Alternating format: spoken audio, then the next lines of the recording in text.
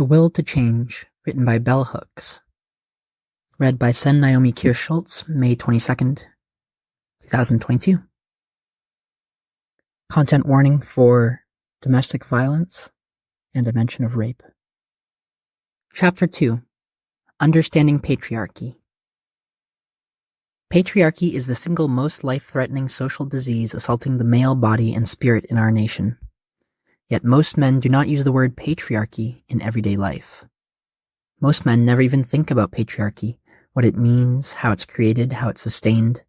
Many men in our nation would not be able to spell the word or pronounce it correctly.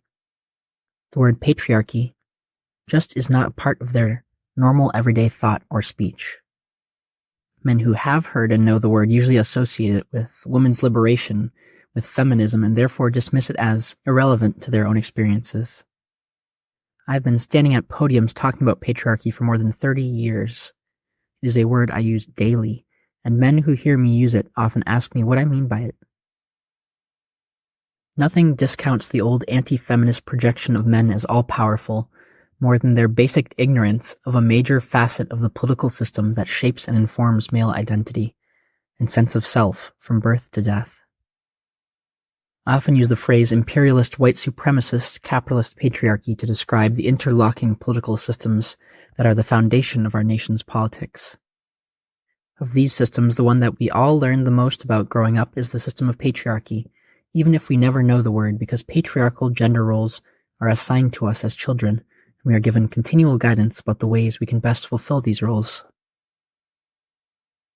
Patriarchy is a political social system that insists that males are inherently dominating, superior to everything, and everyone deemed weak, especially females, and endowed with the right to dominate and rule over the weak and to maintain that dominance through various forms of psychological terrorism and violence.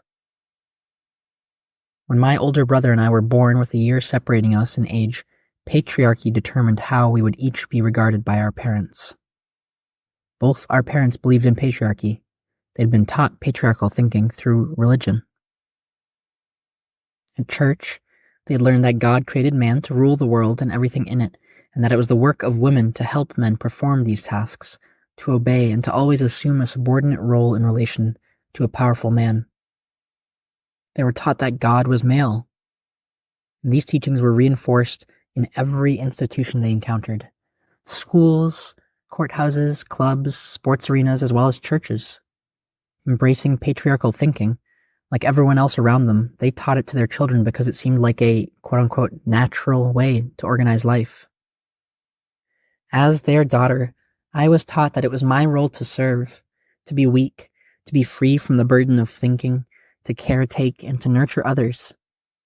My brother was taught that it was his role to be served, to provide, to be strong, to think, strategize, and plan, and to refuse to caretake or nurture others. I was taught that it was not proper for a female to be violent, that it was quote-unquote unnatural. My brother was taught that his value would be determined by his will to do violence, in albeit appropriate settings. He was taught that for a boy, enjoying violence was a good thing. He was taught that a boy should not express feelings. I was taught that girls could and should express feelings, or at least some of them. When I responded with rage at being denied a toy, I was taught as a girl in a patriarchal household that rage was not an appropriate feminine feeling, that it should be not only not expressed but eradicated. When my brother responded with rage at being denied a toy, he was taught as a boy in a patriarchal household that his ability to express rage was good, but that he had to learn the best setting to unleash his hostility. It was not good for him to use his rage to oppose the wishes of his parents, but later, when he grew up, he was taught that rage was permitted and that allowing rage to provoke him to violence would help him protect home and nation. We lived in farm country, isolated from other people. Our sense of gender roles was learned from our parents, from the ways we saw them behave. My brother and I remember our confusion about gender. In reality, I was stronger and more violent than my brother, which we learned quickly was bad. And he was a gentle, peaceful boy, which we learned was really bad. Although we were often confused, we knew one fact for certain. We could not be and act the way we wanted to, doing what we felt like. It was clear to us that our behavior had to follow a predetermined, gendered script.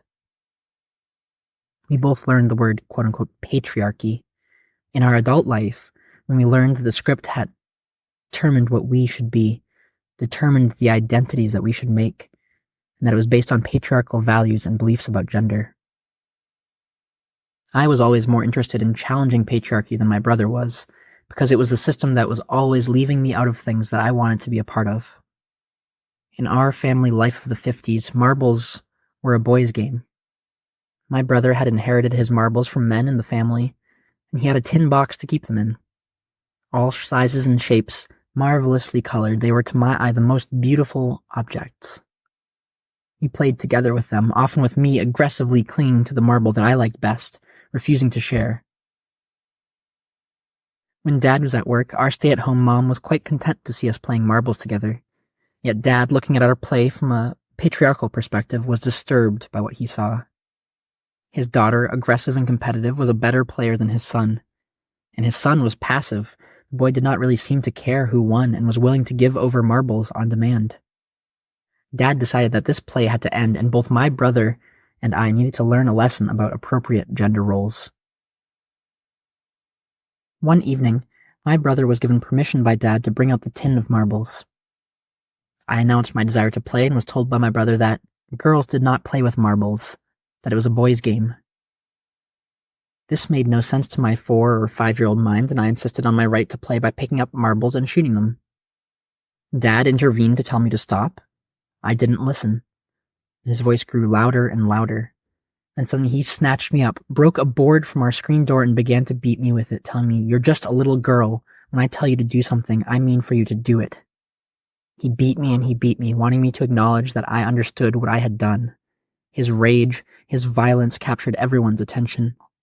Our family sat spellbound, wrapped before the pornography of patriarchal violence. After this beating, I was banished, forced to stay alone in the dark. Mama came into the bedroom to soothe the pain, telling me in her soft southern voice, "I tried to warn you. You need to accept you're just a little girl and girls can't do what boys do." In service to patriarchy, her task was to reinforce that Dad had done the right thing by putting me in my place, by restoring the natural social order. I remember this traumatic event so well because it was a story told again and again within our family. No one cared that the constant retelling might trigger post-traumatic stress. The retelling was necessary to reinforce both the message and the remembered state of absolute powerlessness. The recollection of this brutal whipping of a little girl daughter by a big strong man served as more than just a reminder to me of my gendered place. It was a reminder to everyone watching, remembering, to all of my siblings, male and female, and to our grown woman mother that our patriarchal father was the ruler in our household. We were to remember that if we did not obey his rules, we would be punished even unto death. This is the way we were experientially schooled in the art of patriarchy. There is nothing unique or even exceptional about this experience. Listen to the voices of wounded grown children raised in patriarchal homes, and you will hear different versions with the same underlying theme, the use of violence to reinforce our indoctrination and acceptance of patriarchy. In How Can I Get Through to You, family therapist Terrence Real tells how his sons were initiated into patriarchal thinking even as their parents worked to create a loving home in which anti-patriarchal values prevailed.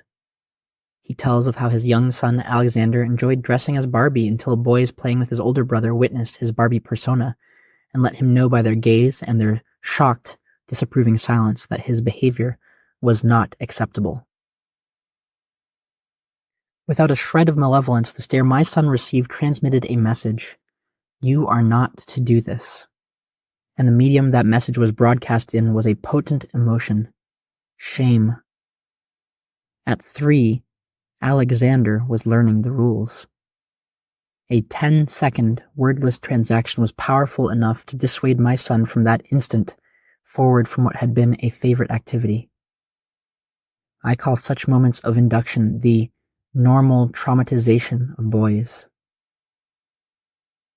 To indoctrinate boys into the rules of patriarchy, we force them to feel pain and to deny their feelings.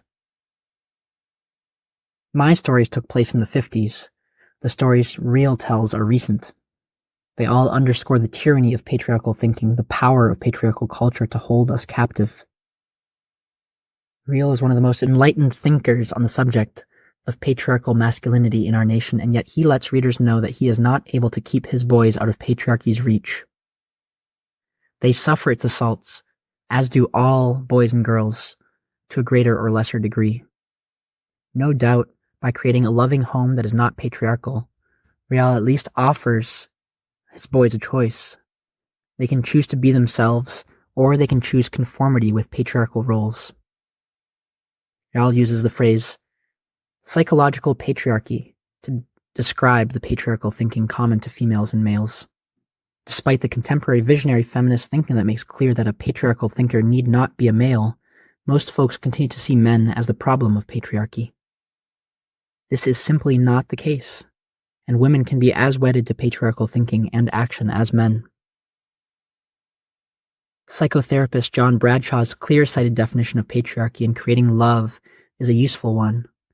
Quote, "The dictionary defines patriarchy as a social organization marked by the supremacy of the father in the clan or family in both domestic and religious functions." End quote. Patriarchy is characterized by male domination and power. End quote. He states further that patriarchal rules still govern most of the world's religions, school systems, and family systems. Describing the most damaging of these rules, Bradshaw lists blind obedience, the foundation upon which patriarchy stands, the repression of all emotions except fear, the destruction of individual willpower, and the repression of thinking whenever it departs from the authority figure's way of thinking. Patriarchal thinking shapes the values of our culture. We are socialized into this system, females as well as males. Most of us learned patriarchal attitudes in our family of origin, and they were usually taught to us by our mothers. These attitudes were reinforced in schools and religious institutions. The contemporary presence of female-headed households has led many people to assume that children in these households are not learning patriarchal values because no male is present. They assume that men are the sole teachers of patriarchal thinking. Yet many female-headed households endorse and promote patriarchal thinking with far greater passion than two-parent households. Because they do not have an experiential reality to challenge false fantasies of gender roles, women in such households are far more likely to idealize the patriarchal male role and patriarchal men than are women who live with patriarchal men every day. We need to highlight the role women play in perpetuating and sustaining patriarchal culture, so that we will recognize patriarchy as a system women and men support equally, even if men receive more reward from that system. Dismantling and changing patriarchal culture is work that men and women must do together. Clearly, we cannot dismantle a system as long as we engage in collective denial about its impact on our lives. Patriarchy requires male dominance by any means necessary, hence it supports, promotes, and condones sexist violence. We hear the most about sexist violence in public discourses about rape and abuse by domestic partners. But the most common forms of patriarchal violence are those that take place in the home between patriarchal parents and children. The point of such violence is usually to reinforce a dominator model in which the authority figure is deemed ruler over those without power and given the right to maintain that rule through practices of subjugation, subordination, and submission. Keeping males and females from telling the truth about what happens to them in families is one way patriarchal culture is maintained. A great majority of individuals enforce an unspoken rule in the culture as a whole that demands we keep the secrets of patriarchy, thereby protecting the rule of the father. This rule of silence is upheld when the culture refuses everyone easy access even to the word patriarchy. Most children do not learn what to call this system of institutionalized gender roles, so rarely do we name it in everyday speech. And this silence promotes denial. How can we organize to challenge and change a system that cannot be named?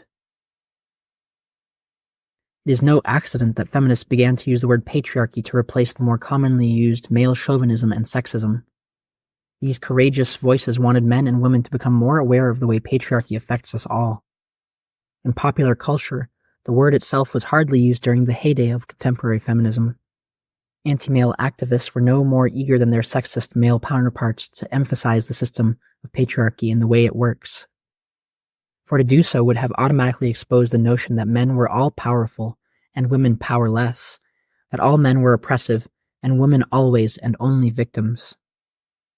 By placing the blame for the perpetuation of sexism solely on men, these women could maintain their own allegiance to patriarchy, their own lust for power. They masked their longing to be dominators by taking on the mantle of victimhood. Like many visionary radical feminists, I challenged the misguided notion put forward by women who were simply fed up with male exploitation and oppression that men were the enemy. As early as 1984, I included a chapter with the title Men, Comrades in Struggle in my book Feminist Theory from the Margin to Center, urging advocates of feminist politics to challenge any rhetoric which placed the sole blame for perpetuating patriarchy and male domination onto men. Quote, Separatist ideology encourages women to ignore the negative impact of sexism on male personhood. It stresses polarization between the sexes. According to Joy Justice, separatists believe that there are two basic perspectives on the issue of naming the victims of sexism. There's the perspective that men oppress women, and there's a perspective that people are people and we are all hurt by rigid sex roles. Both perspectives accurately describe our predicament. Men do oppress women. People are hurt by rigid sexist role patterns. These two realities coexist. Male oppression of women cannot be excused by the recognition that there are always men and ways that men are hurt by rigid sexist roles. Feminist activists should acknowledge that hurt and work to change it, because it exists. It does not erase or lessen male responsibility for supporting and perpetuating their power under patriarchy to exploit and oppress women in a manner far more grievous than the serious psychological stress and emotional pain caused by male conformity to rigid sexist role patterns. Throughout this essay, I stress that feminist advocates collude in the pain of men wounded by patriarchy when they falsely represent men as always and only powerful, as always and only gaining privileges from their blind obedience to patriarchy. I emphasize that patriarchal ideology brainwashes men to believe that their domination of women is beneficial when it is not. Often, feminist activists affirm this logic when we should be constantly naming these acts as expressions of perverted power relations, general lack of control of one's actions, emotional powerlessness, extreme irrationality, and in many cases, outright insanity. Passive male absorption of sexist ideology enables men to falsely interpret this disturbed behavior positively. As long as men are brainwashed to equate violent domination and abuse of women with privilege, they'll have no understanding of the damage done to themselves or to others, and no motivation to change. Patriarchy demands of men that they become and remain emotional cripples. Since it is a system that denies men full access to their freedom of will, it is difficult for any man of any class to rebel against patriarchy, to be disloyal to the patriarchal parent, be that parent female or male. The man who has been my primary bond for more than 12 years was traumatized by the patriarchal dynamics in his family of origin. When I met him, he was in his 20s. While his formative years had been spent in the company of a violent alcoholic dad, his circumstances changed when he was 12 and he began to live alone with his mother. In the early years of our relationship, he talked openly about his hostility and rage toward his abusing dad. He was not interested in forgiving him or understanding the circumstances that had shaped and influenced his dad's life, either in his childhood or in his working life as a military man. In the early years of our relationship, he was extremely critical of male domination of women and children. Although he did not use the word patriarchy, he understood its meaning and he opposed it.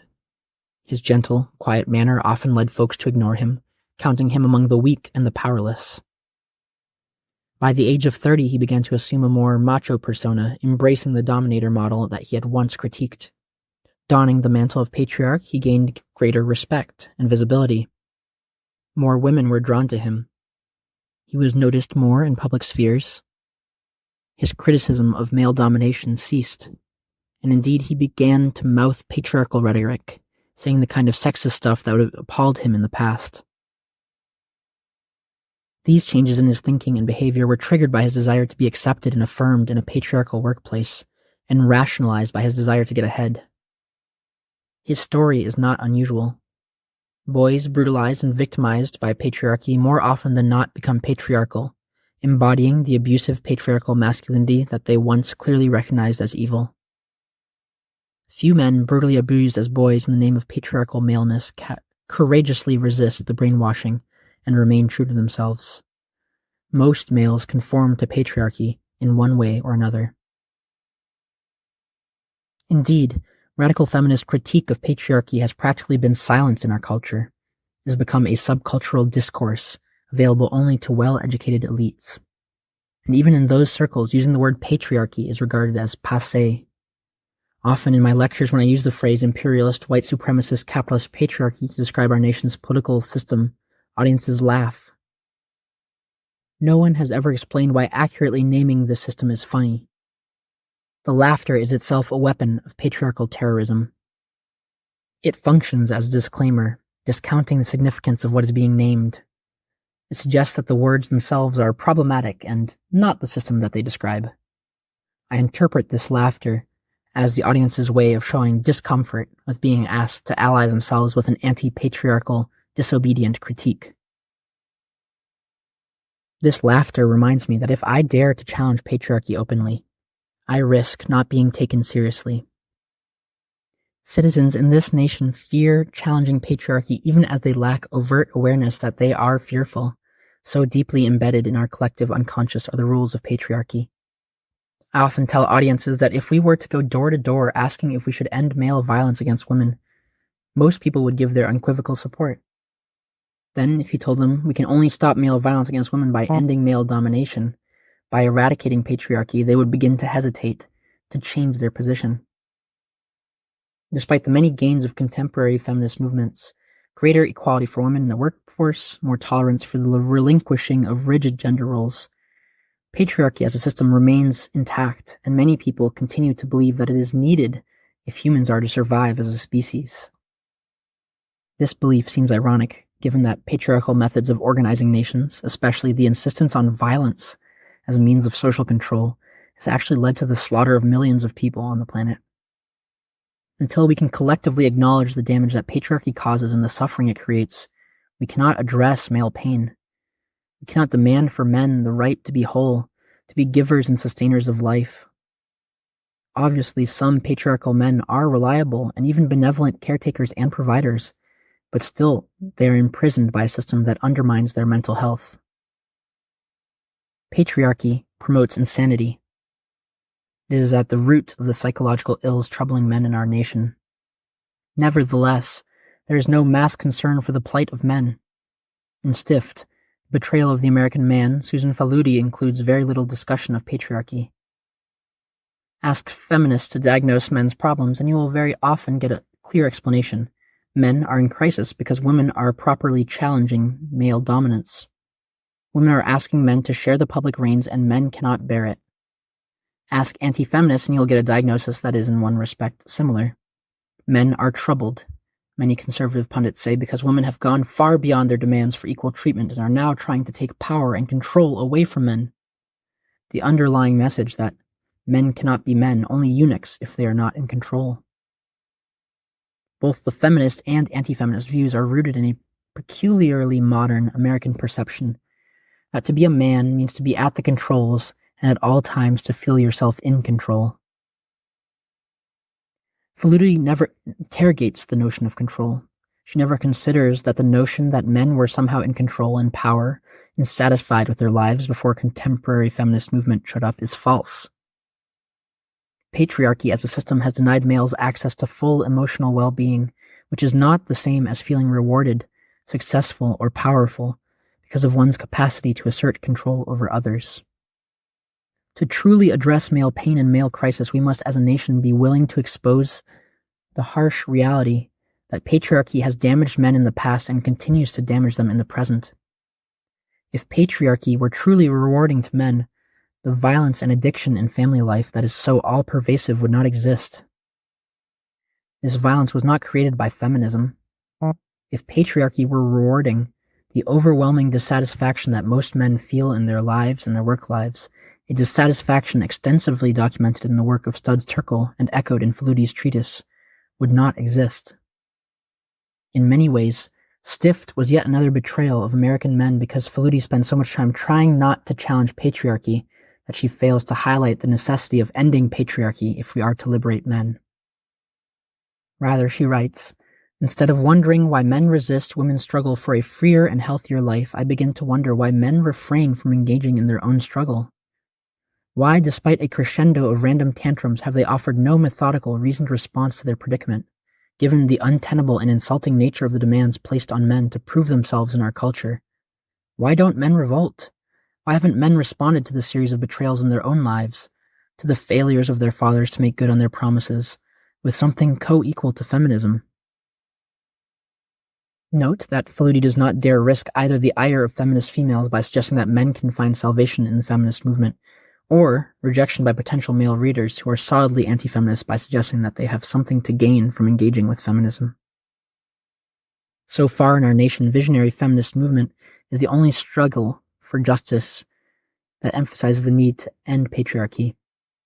No mass body of women has challenged patriarchy, and neither has any group of men come together to lead the struggle. The crisis facing men is not the crisis of masculinity, it is the crisis of patriarchal masculinity.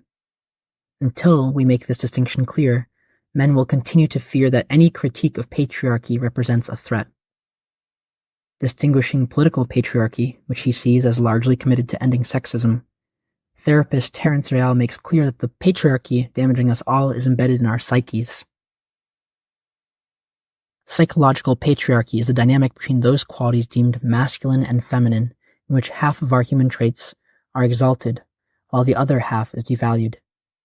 Both men and women participate in this tortured value system.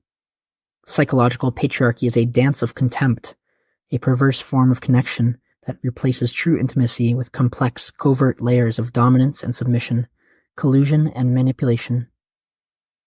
It is the unacknowledged paradigm of relationships that has suffused Western civilization generation after generation, deforming both sexes and destroying the passionate bond between them.